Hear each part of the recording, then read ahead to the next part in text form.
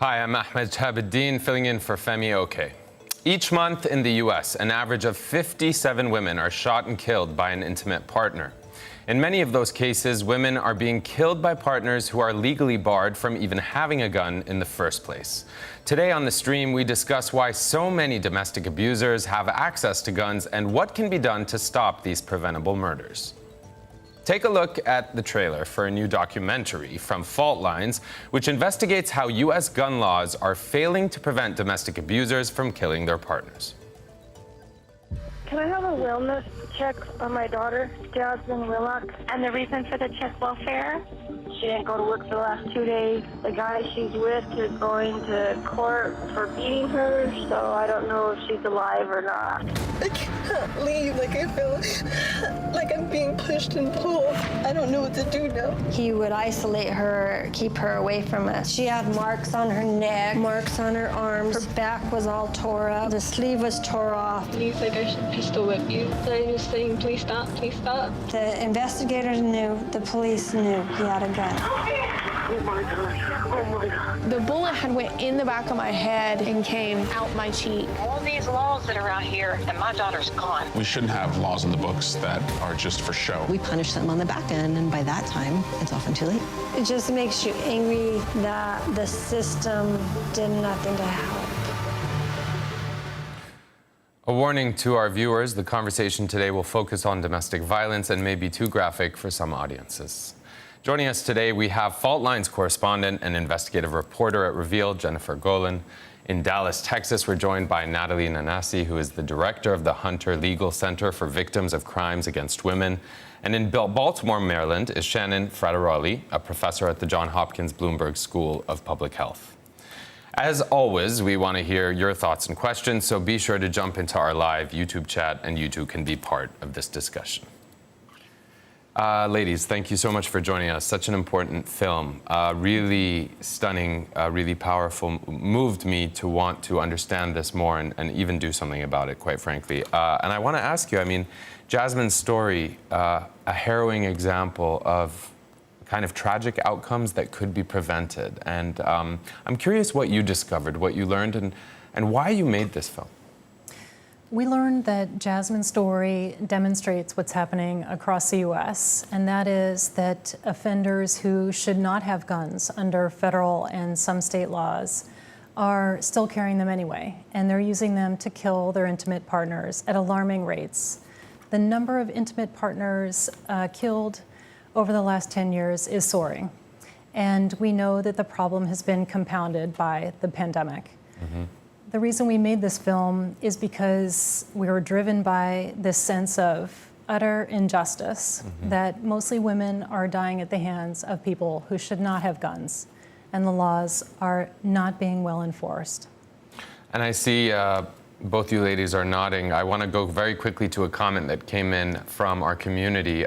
Someone named April, who I believe, Natalie, you know, who's kind of framing the debate in a very interesting way. Take a listen. In the United States, 3.4% of non-fatal domestic violence events include the use of a gun. That amounts to 32,900 non-fatal gun events a year. And the majority of intimate partner homicides are committed with a gun. What we need to do to protect intimate partners who are abused is make sure that their violent partners don't have access to a gun. And we have laws in the United States that say that intimate partner abusers can't purchase or possess a gun. But those laws need to be implemented, particularly when somebody already possesses a gun. Those guns need to be relinquished. Natalie, how widespread is this? Is it growing? We heard Jennifer say the pandemic, things are getting worse, understandably. Why is this happening? Well, you know, it's difficult really to know exactly how widespread it is, because I think one of the things that the documentary shows so nicely is that we're not collecting data on these issues. In fact, one of the things that's so remarkable about Jennifer's reporting is that she's the first person to really uncover this connection between guns not being taken away as the law says they should be, and the ensuing fatalities that are happening to women and the harm that's happening to families. And so So I presume it came as a shock to a lot of your viewers that the federal government isn't doing tracking on this issue. And unfortunately, that's something really common in this area of firearms here in the United States. Right, and Shannon, that's why I used the word stunned. I mean, the film is stunning. I was stunned. Maybe the audience might also be stunned to learn that the federal government isn't doing that. I do want to ask you, this is not just impacting, of course, these victims who are being abused or being attacked or who are being murdered, of course. It also has bigger implications, right? It has implications for the family. Could you outline for us what the scale is truly of this? Right. So we rightfully often focus on the people who are experiencing the abuse directly, right? So in the case, the scenarios that are presented, the women who are victims of this abuse. But if you think about the context in which this abuse is happening, it's happening in homes, it's happening in communities, and there are children who are witnessing this abuse. There are children who are looking at their parents interacting in this way. So this kind of abuse, this kind of violence has ripple effects and ramifications for generations to come. This is what children are learning as they're growing up in these homes. And it's something that is far more common and far more damaging than I think most of us understand or are willing to admit. And Jennifer, the film brilliantly illustrates that. It's a short film, but you really do get into that from various angles. I want to take a quick look at this clip and come back to you on the other side of it. Take a look.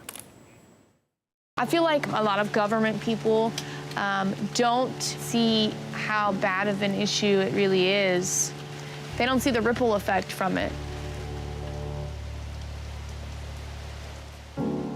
After Ashley's death, her son moved to another state to live with his dad. Lisa hasn't seen her nephew in several years, and her son hasn't been the same since the shooting. He's withdrawn. He used to be just open and different. He always tells me how much he misses my sister and my nephew.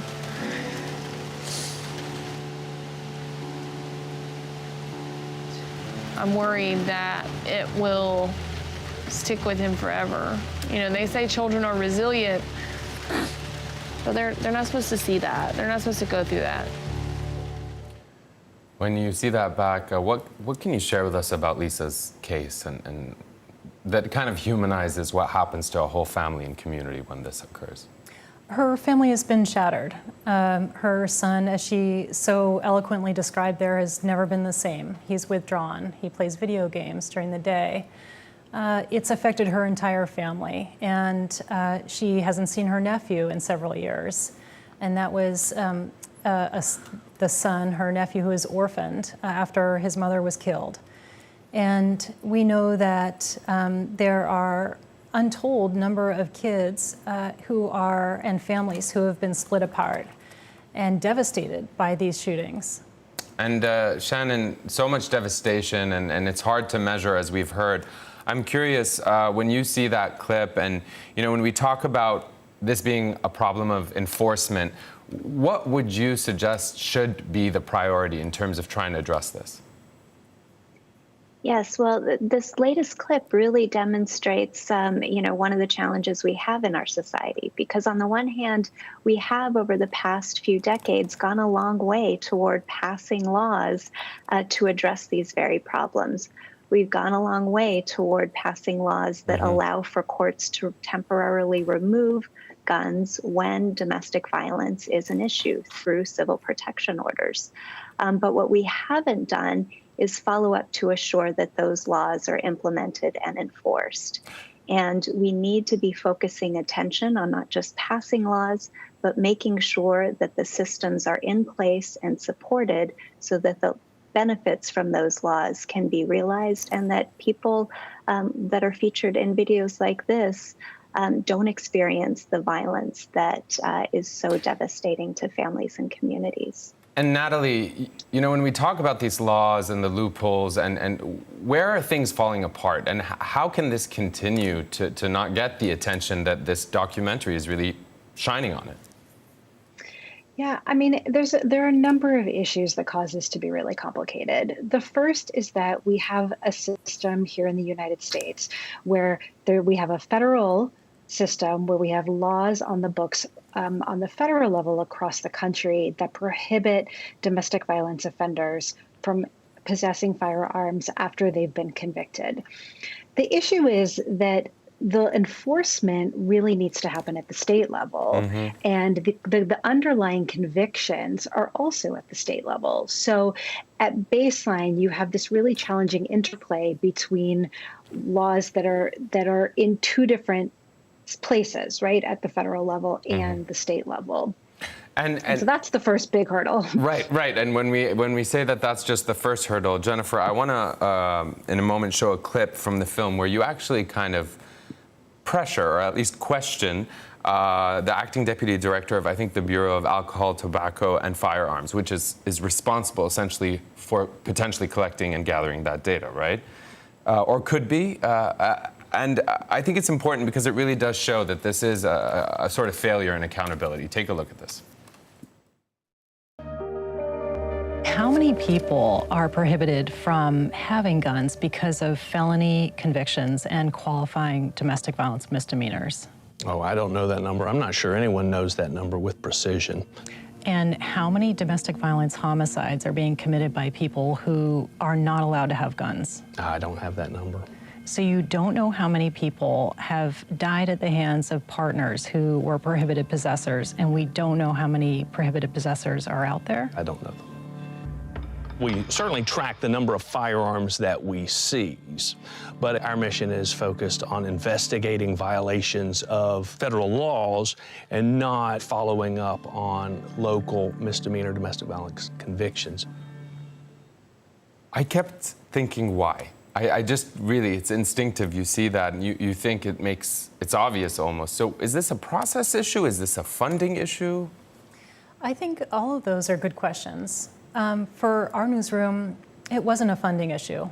We're driven by a sense of justice here, and we need the data to be able to create informed policy decisions and to act. We know that from our research, from our little newsroom, that more than 100 people have died at the hands of people who should not have had guns under federal and/or state laws.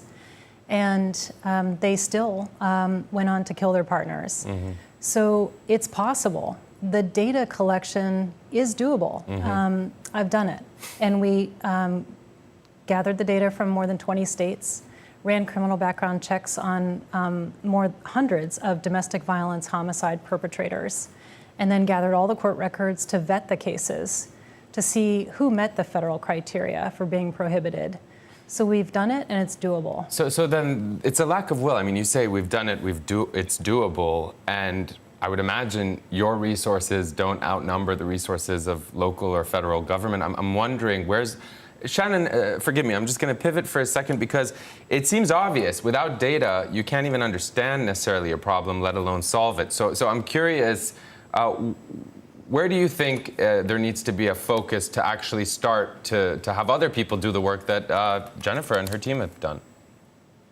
Well, so the good news is that so I've looked around the country to try to look at local jurisdictions and identify those that have really stepped up and done the kind of enforcement work that we're talking about here. They're hard to find, but they do exist.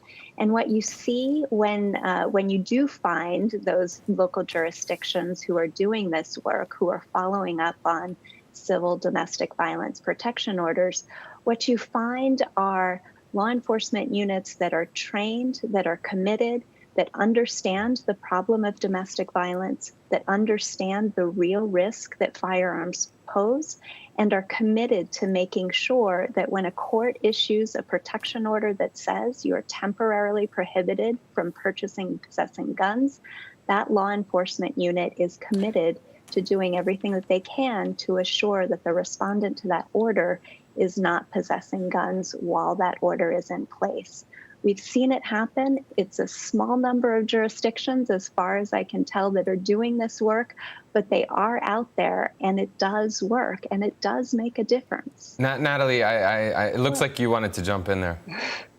Yeah, well, and I think it's what's important to remember too is I think the reason that Shannon is having a hard time finding jurisdictions where this is working is first because only half of the states in this country actually have laws on their books that are similar to the federal statutes that prohibit domestic violence offenders from having firearms, right? So if a state doesn't even have the laws on the books, it's going to be hard to get momentum around enforcing them.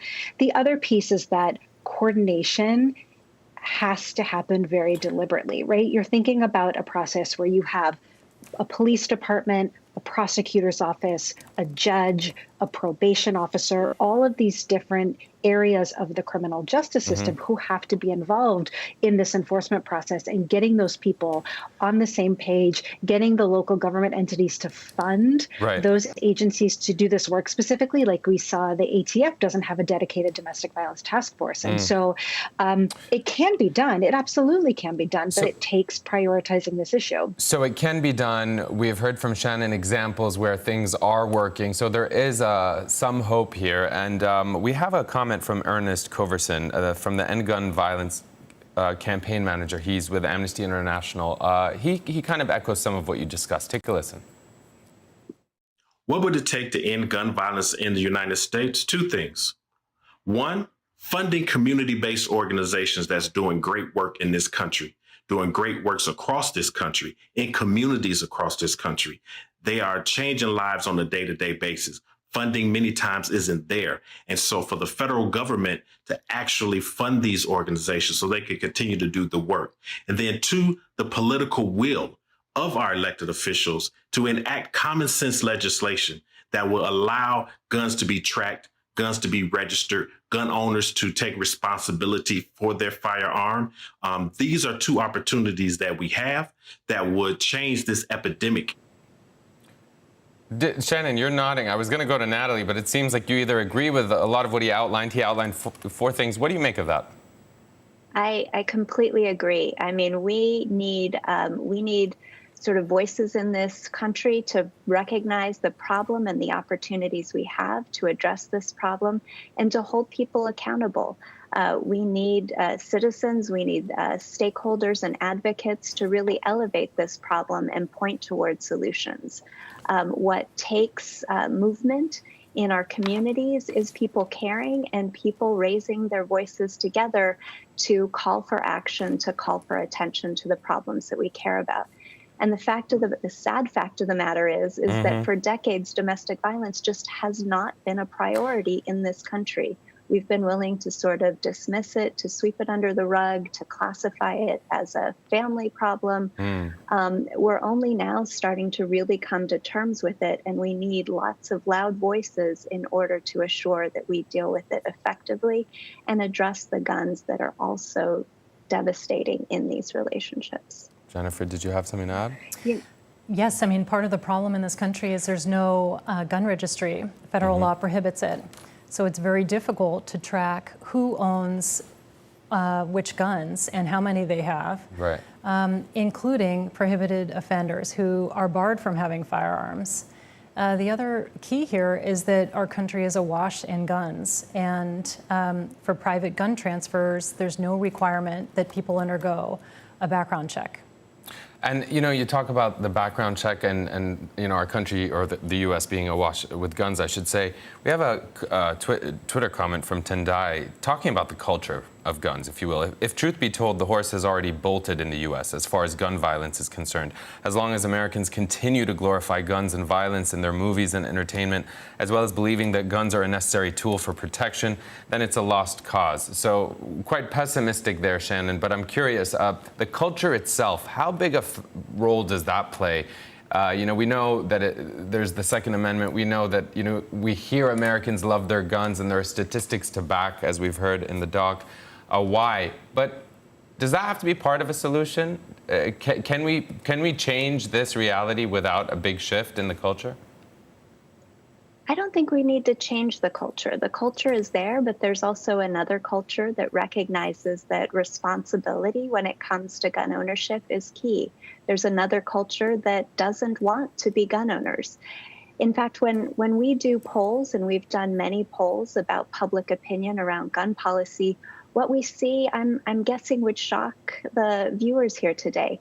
We see consistently over time, overwhelming support, large majorities of support for common sense gun violence prevention policies, like policies that prohibit respondents to civil domestic violence protection orders from purchasing and possessing guns.